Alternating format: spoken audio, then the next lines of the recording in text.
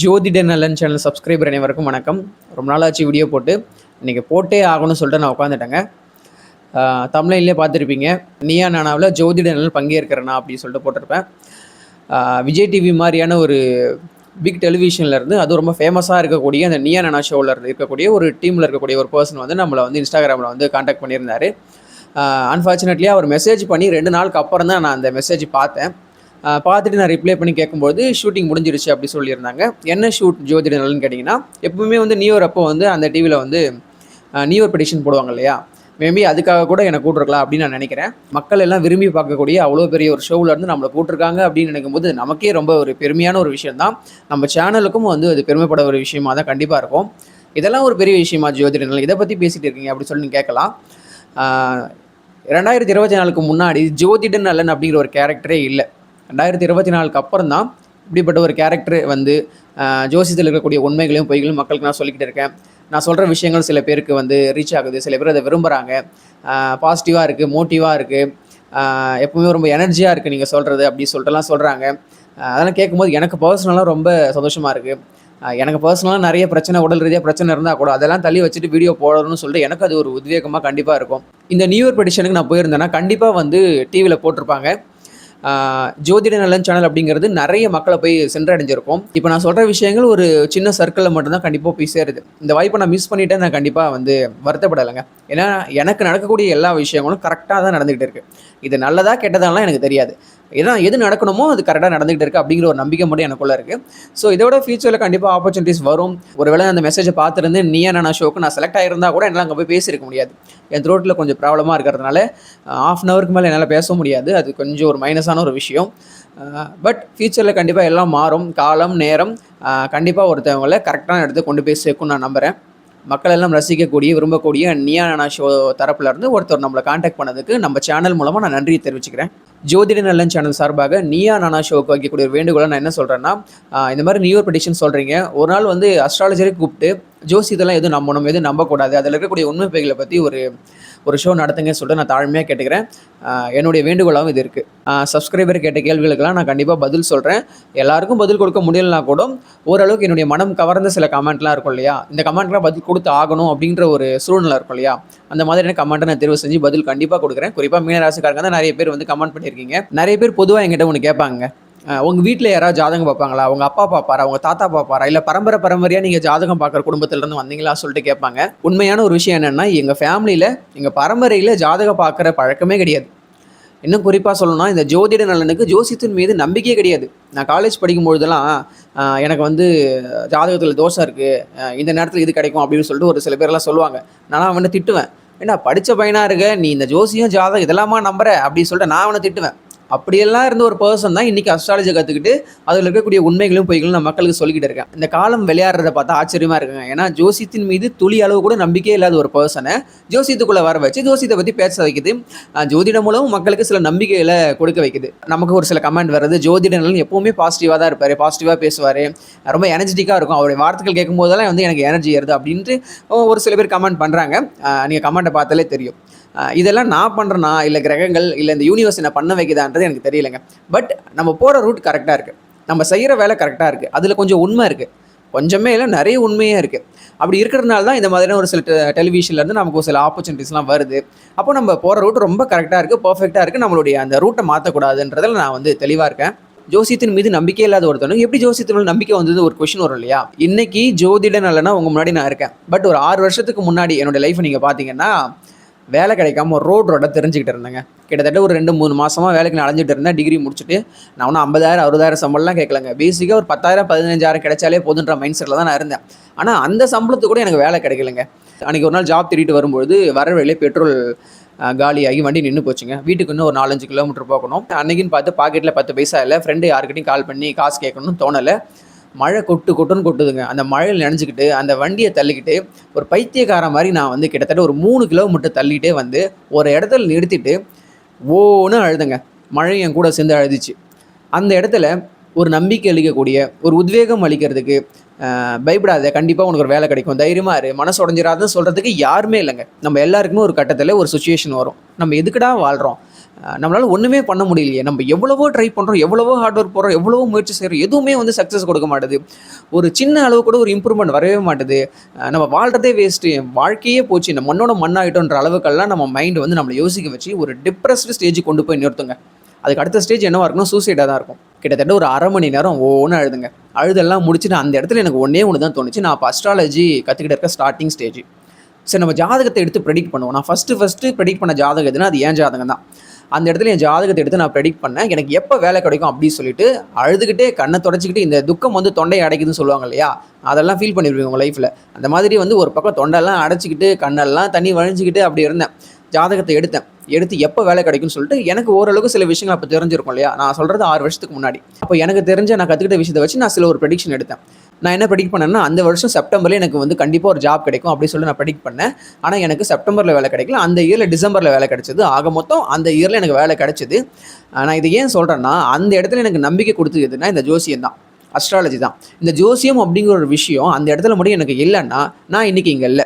நான் இன்னைக்கு உங்களுக்கு நம்பிக்கை கொடுக்கக்கூடிய ஒரு பர்சனா வந்திருக்க மாட்டேன். இப்போ உங்களுக்குள்ள ஒரு கேள்வி வரும். நீ ஒழுங்கா படிச்சிருக்க மாட்ட, ஒழுங்கா இன்டர்வியூ அட்டெண்ட் பண்ணியிருக்க மாட்ட, நீ நிறைய இடத்துல ட்ரை பண்ணியிருக்க மாட்ட, நீ வந்து ஒரு சின்ன சர்க்கிள்குள்ளே தேடிட்டு இருந்திருப்ப, அதனால உங்களுக்கு வேலை கிடைக்காது, நிறைய ஆப்பர்ச்சுனிட்டிஸ் இருக்கு வேலை கிடைக்கும் அப்படின்னு சொல்லிட்டு ஈஸியாக சொல்லிட்டு போயிடலாம். நமக்கு தெரியும் நம்ம எந்த அளவுக்கு கஷ்டப்பட்டிருப்போம், எந்த அளவுக்கு உழைச்சிருப்போம், எவ்வளோ மாடு மாதிரி நைட்டு ஃபுல்லாக கண்ணு மூச்சு வந்து நம்மளோட பொட்டன்ஷியல் எல்லாம் போட்டு ஒரு விஷயம் நடக்கணுன்றதுக்காக உழைச்சிருப்போம்னு சொல்லிட்டு நமக்கு தான் தெரியும். அடுத்தவனுக்கு தெரியாது, அவன் என்ன வேணா பேசிட்டு போயிடுவான். அப்படிப்பட்ட ஒரு டிப்ரெஸ்டு ஸ்டேஜுக்கு போகும்போது எனக்கு எதுக்கு என் ஜாதகம் எடுத்து பார்க்கணும்னு தோணுச்சு அப்படின்னா, நான் எவ்வளவோ உழைக்கிறேன், எவ்வளவோ முயற்சி செய்கிறேன், ஆனால் எனக்கு ஒரு சின்ன அளவு கூட இம்ப்ரூவ்மெண்ட் வரவே இல்லையே.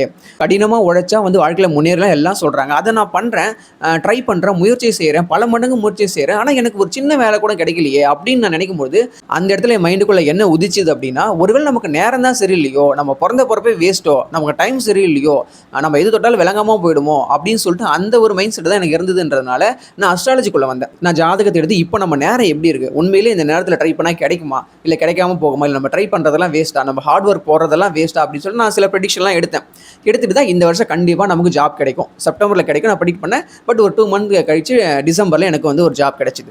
இன்றைக்கி என்னோட வீடியோக்கள் அடிக்கடி கேட்கக்கூடிய கமெண்ட் என்னன்னா, உயிர் மட்டும்தான் இருக்குன்னு நாங்கள் அந்த ஸ்டேஜுக்கு நானும் போயிருக்கேன். நானும் அதெல்லாம் பார்த்துட்டு தான் வந்திருக்கேன். என்ன ஒரு எக்ஸ்ட்ரீம் டிப்ரெஸ்டு ஸ்டேஜுக்கு கொண்டு போய் நிறுத்தி எந்த அளவுக்கு நான் அந்த டிப்ரெஸ்டு ஸ்டேஜுக்கு போனோனோ அதை விட பல மடங்கு வேகமாக அதுலேருந்து ரெக்கவர் ஆகி வந்து, சரி எழுந்து ஓடுவோம், நமக்கு ஒரு டைம் இருக்குது, இன்னொரு டைம் முயற்சி செய்வோம், கண்டிப்பாக ஜாப் கிடைக்குன்ற ஒரு நம்பிக்கையை எனக்கு கொடுத்தது ஜோசியம் தான், ஜாதகம் தான், அஸ்ட்ராலஜி தான். எனக்கு அந்த இடத்துல வந்து என்னுடைய ஃப்ரெண்ட்ஸோ இல்லை ஏதோ ஒரு அறிஞர் எழுதின ஒரு பொன்மொழியோ இல்லை பெரிய பெரிய தலைவர்கள் சொன்ன ஏதோ ஒரு விஷயங்கள் கூட எனக்கு அந்த இடத்துல வந்து வரலை, ஸ்ட்ரைக் ஆகலை. என் மைண்டுக்கெலாம் என்ன தோணுச்சுன்னா, இவ்வளோ உழைக்கிறோம், இவ்வளோ கஷ்டப்படுறோம், இவ்வளோ போராடுறோம், எதுவுமே நடக்கலையே, எனக்கு ரியாலிட்டியில் நான் என் கண்ணில் எதுவுமே பார்க்கலையே, அப்போ நேரம் சரியில்லையோ, டைம் சரியில்லையோ, சின்ன சின்னதாக விஷயங்கள்லாம் ட்ரை பண்ணுறேன், அவனுக்கெல்லாம் பெரிய சக்ஸஸ் கிடைக்குது, நான் ரொம்ப கஷ்டப்படுறேன், எனக்கு எதுவுமே கிடைக்கல, டைம் சரியில்லையோ, நமக்கு நேரம் சரியில்லையோ, நமக்கு இந்த நேரத்தில் இந்த கணத்தில் எதுவோ கிடைக்கக்கூடாதுன்ற ஒரு விதி இருக்கோ. ஏன்னா இங்கே நிறைய விஷயங்கள் பிரபஞ்ச விதிகள் அடிப்படையிலாம் செயல்பட்டுக்கிட்டு இருக்கு. இதை வந்து நிறைய பேர் ஏற்றுக்கலாம், ஏற்றுக்காமலும் போகலாம். இந்த காலமும் நேரமே நான் அந்த மாதிரி ஒரு இடத்துக்கு கொண்டு போய் அதுக்கப்புறம் அஸ்ட்ராலஜிக்குள்ளே எனக்கு கொண்டு வந்தது. அதுக்கப்புறம் நான் அஸ்ட்ராலஜியை படிக்க ஆரம்பித்தேன். அஸ்ட்ராலஜியில் ஏகப்பட்ட பொய்யான விஷயங்கள் இருக்கலாங்க, ஆனால் அதில் ஒரு சில உண்மையான விஷயங்களும் இருக்குது. நம்ம எல்லாம் எதை பெருசுப்படுத்தி எதை எல்லாருக்குமே வந்து போர்ட்ரேட் பண்ணுறோன்னா, அஸ்ட்ராலஜியில் இருக்கக்கூடிய பொய்யான விஷயங்களை பற்றி மட்டும் தான் பேசுகிறோம். செவ்வாய் தோஷம் இருக்குது, நீ அவனை கல்யாணம் பண்ணால் வந்து டைவர்ஸ் ஆகிடும், ராகுகிய தோஷம் இருக்குது, கல்யாணம் பண்ணால் இறந்து போயிடுவாங்கன்னு சொல்லிட்டு அதில் இருக்கக்கூடிய நெகட்டிவான எப்பவுமே வந்து பொய்யா இருக்கக்கூடிய விஷயங்களை மட்டும் நம்ம நிறைய பெருசாக பேசிடுறோம். ஆனால் ஜோதிடத்தில் இருக்கக்கூடிய நிறைய உண்மையான விஷயங்களை பற்றி நம்ம பேச மறந்துடுறோம். ஜோசியத்தில் பொய் எந்த அளவுக்கு இருக்கோ அதே அளவுக்கு உண்மையும் இருக்குது. ஜோதிடம் அப்படிங்கிற விஷயம் என்றைக்கும் பொய்யாகாது. ஜோதிடர்கள் வேணால் பொய்யாகலாம், ஒரு விஷயத்தில் உண்மை இல்லைன்னா ரொம்ப நாளைக்கு நிலைக்காதுங்க. இப்போ ஜோசியம் இந்த அளவுக்கு வந்திருக்கு, இன்னும் அதை அப்டேட் ஆகி காலம் முழுக்க அதை நீடிக்க தான் போகுது. ஏன்னா அதில் சில விஷயங்கள் உண்மையாக இருக்குது. இப்போ ஜோசியத்தின் மீது நம்பிக்கை இல்லாத ஒருத்தவன் ஜோசியத்தை கற்றுட்டு வரும்போது, அப்போ ஒரு சில விஷயங்கள் உண்மையாக இருக்குது, ஒரு சில விஷயங்கள் ப்ரெடிக்ட் பண்ணால் நடக்குது. இப்போ என்னோட ஜாதகப்படி ஒரு சில விஷயங்கள் ப்ரெடிக்ட் பண்ணியிருப்பேன், அது நடந்திருக்கு. இப்போ இந்த 2025 யூடியூப்பில் வருவேன், கொஞ்சம் ஒரு சில ஃப்ரேம் கிடைக்கும், எனக்குன்னு ஒரு சின்ன சப்ஸ்கிரைபர் வருவாங்க, நான் ப்ரெடிக்ட் பண்ணேன், அது நடந்துச்சு. அதே மாதிரி 2026 வந்து வேறு மாதிரி விஷயங்கள் நடக்கும்னா ப்ரெடிக்ட் பண்ணியிருக்கேன், அதுவும் நடக்கும். என்னுடைய ஃப்ரெண்ட்ஸ் சர்க்கிளில் சில விஷயங்கள் ப்ரெடிக்ட் பண்ணும்போது நடந்திருக்கு. அப்போது ஜோசியம் ப்ரெடிக்ட் பண்ணால் நடக்குது. அப்போ ஜோசியத்தில் சில உண்மையான விஷயங்கள் இருக்குது, நம்ம ஜோசியம் போயின்னு ஒதுக்கி தள்ளிடக்கூடாது, அது ஒரு முட்டாள்தனம் அப்படின்னு சொல்லிட்டு எனக்கு வந்து புரிஞ்சுது. உண்மையிலே பாருங்களேன், ஒரு விஷயத்தை பற்றி தெரிஞ்சுக்காம, ஒரு விஷயத்தில் என்ன சொல்லியிருக்காங்கன்னு படிக்காம, ஜோசியத்தில் இருக்கக்கூடிய விதிகள் விதிவிலகல் இது எதையுமே கற்றுக்காம ஜோசியம் பொய்ன்னு சொல்கிறது எவ்வளோ ஒரு கேலி கூத்தான ஒரு தனம். ஜோசியம் உண்மையாக பொய்யான்னு யார் சொல்லணும், யாருக்கு அந்த முழு உரிமை இருக்குன்னா, ஜோசியத்தை ஒரு 5 வருஷமாச்சு படிச்சுட்டு ஒரு 100, 150 ஜாதகத்தை பார்த்துட்டு அதை ரிசர்ச் பண்ணிட்டு வந்து சொன்னால் ஜோசியம் உண்மை, ஜோசியம் பொய்ன்னு சொன்னால் அதை ஏற்றுக்கக்கூடிய ஒரு நியாயம் இருக்குது, அதில் நம்ம ஏற்றுக்கலாம். ஆனால் ஜோசியத்தை பற்றியே தெரிஞ்சுக்காமல் அதை பற்றின அடிப்படை அறிவே இல்லாமல் ஜோசியம் பொய், ஜோசியம் வந்து எனக்கு நம்பிக்கை இல்லைன்னு சொல்கிறது முட்டாள்தனமான விஷயம். எவ்வளோ பெரிய அறிஞர், எவ்வளோ பெரிய சயின்டிஸ்ட், யார் என்ன சொன்னாலும் நான் இந்த ஜோதிடத்தை விட மாட்டேன். ஏன்னா நான் வாழ்கிறதே வேஸ்ட்டு, மண்ணோடு மண்ணாயிட்டேன்னு நான் என்னுடைய மைண்ட் செட் இருக்கக்கூடிய அந்த இடத்துல எனக்கு நம்பிக்கை கொடுத்ததுன்னா ஜோசியம் தான். எனக்கு அந்த இடத்துல நம்பிக்கை கொடுத்து என்னை கொண்டு வந்து இவ்வளோ தூரம் கொண்டு வந்தது எதுவோ ஜோசியம் தான். அதுக்கு ஒரு நன்றி உணர்வாச்சு நம்ம இருக்கணும் இல்லையா? என்ன அடுத்த கட்டத்துக்கு அது முன்னேற்றிருக்கு இல்லையா? அப்போது அதுக்கு ஒரு நன்றி உணர்வு செலுத்தக்கூடிய விஷயமா நான் ஜோசியத்தை பற்றி பேசிக்கிட்டு தான் இருப்பேன். ஜோதிடத்தில் இருக்கக்கூடிய உண்மைகளையும் பொய்களையும் மக்களுக்கு சொல்லிக்கிட்டு தான் இருப்பேன். எனக்கு ஜாதகம் ஜோதிடம் ரொம்ப பிடிக்கும். ஆனால் ஜோதிடராக இருக்கக்கூடிய அந்த பொசிஷன், அந்த ஒரு ஸ்டேஜ் எனக்கு பிடிக்காது. என்னை வந்து ஜோசியராக பார்க்கக்கூடாதுன்றதுக்காக தான் நான் ஜோதிடன் அல்லன்ற பேரே வச்சிருக்கேன். நான் ஜோசியர் கிடையாது. நீங்கள் என்னை ஜோசியராக பார்க்கவும் கூடாது. எப்போ பாரு ராசி பலன் சொல்லிக்கிட்டு, கிரகநிலைகள் சொல்லிக்கிட்டு, பரிகாரத்தை சொல்லிக்கிட்டு, போன பிரிவில் இது செஞ்சேன் அதனால தான் இப்போ நீ இதை அனுபவிக்கணும்னு சொல்லிட்டு இந்த மாதிரியான விஷயத்தை பற்றி நான் யோசிச்சிருப்பேன். மைண்ட் செட்டு உங்களுக்குள்ளே வரக்கூடாது. இப்போ நீங்கள் ஒரு டாக்டரையோ கலெக்டரையோ பார்க்குற கண்ணோட்டம் வேறு மாதிரி இருக்கும். பட் ஒரு அஸ்ட்ராலஜரை பார்க்குற கண்ணோட்டம் வேறு மாதிரி இருக்கும். நீங்கள் இன்னொரு அஸ்ட்ராலஜராக பார்க்கக்கூடிய அந்த கண்ணோட்டத்தை நான் விரும்பலன்றதுக்காக தான் நான் ஜோதிடன் அல்லன்ற பேர் நம்ம சேனலுக்கு வச்சிருக்கேன். அதுக்காக நான் ஜோசியம் சொல்லக்கூடாதுன்றதுக்கு இங்கே யாருக்கும் உரிமை இல்லை.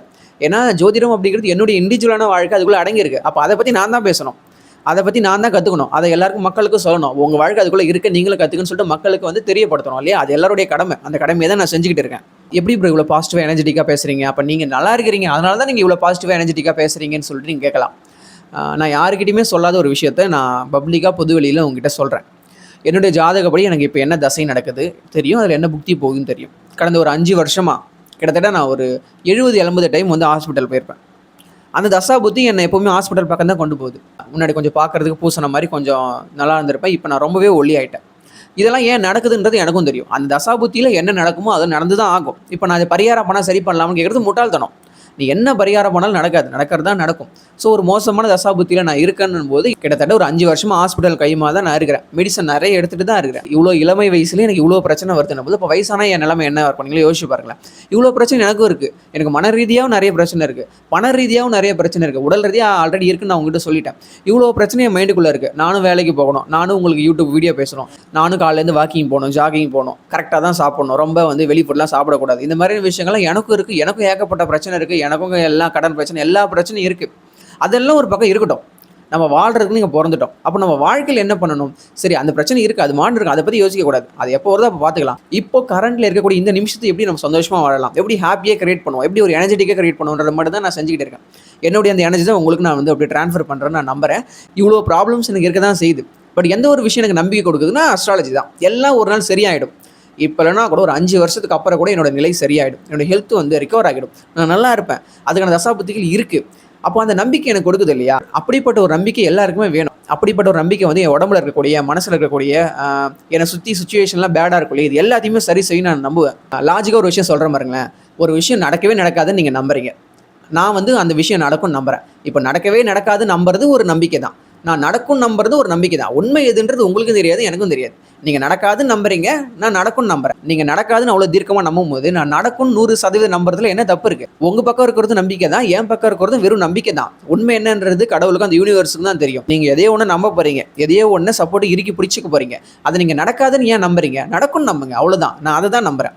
நடக்காதுன்னு நம்புறதுக்கு பதில் நடக்கும் நான் நம்புகிறேன். நான் நடக்கும்னு நம்புகிறேன் இல்லையா? அந்த ஒரு நம்பிக்கையை எனக்கு அதை நடத்தி கொடுக்குது, நான் நம்புகிறேன். பல வருடங்களுக்கு ஜோதிடத்தில் இருக்கக்கூடிய நிறைய விஷயங்களை மக்களுக்கு சொல்ல வேண்டியது இருக்குங்க, நிறைய பேச வேண்டியது இருக்குது, அடிக்கடி அப்பப்போ வந்து அப்டேட் கொடுக்க வேண்டியது இருக்குது. சோர்வாக இருக்கும் போதெல்லாம் வந்து ஒரு குளுக்கோஸ் ஏற்றுற மாதிரி நிறைய விஷயங்கள் உங்களுக்கு சொல்லணும். குறிப்பாக மீன ராசிக்காரங்களுக்கு, சிம்ம ராசிக்காரங்களுக்குலாம் நம்ம வந்து எனர்ஜி கொடுத்துக்கிட்டே இருக்கணும். ரொம்ப கஷ்டப்படுறாங்க மீன ராசிக்காரங்களாம். இன்றைக்கி புலம்பல் தான். தமிழ்நாடு முழுக்க இருக்கக்கூடிய மீன ராசிக்காரங்களாம் போய் கேளுங்க, கதறாங்க. கொஞ்சம் நஞ்சமாக வந்து நீங்கள் கஷ்டப்பட்டீங்க. சிம்ம ராசியுமே எடுத்துக்கலாம், மற்ற 10 ராசிகளுக்கும் தசாபுத்தி மோசம் வந்து அவங்களும் கஷ்டப்படுறாங்க. ஸோ எல்லாருமே கஷ்டப்படுறீங்க. எவ்வளோ பிரச்சனை வேணால் வரட்டுங்க, என்ன வேணால் ஆகட்டுங்க, ஆனால் நடக்கிறது எல்லாமே கரெக்டாக அது போக்கில் நடந்துக்கிட்டு இருக்குன்ற மட்டும் நீங்கள் நம்புங்க.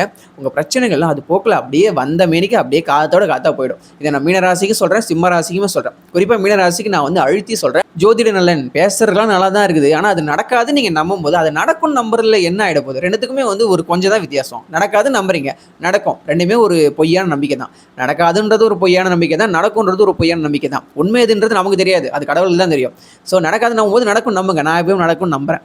அதனால் கண்டிப்பாக நடக்கும். உங்கள் பிரச்சனைகள் தீரும், நல்லது நடக்கும். தொடர்ந்து நம்மளுடைய சேனலுக்கு வந்து சப்போர்ட் பண்ணுங்கள், ஆதரவு கொடுங்க. ஜோதிட நலன் சேனலோடு எப்போதும் விரல் கோர்த்து விழித்திருங்க அப்படின்னு சொல்லிட்டு நான் கேட்டுக்கிறேன்.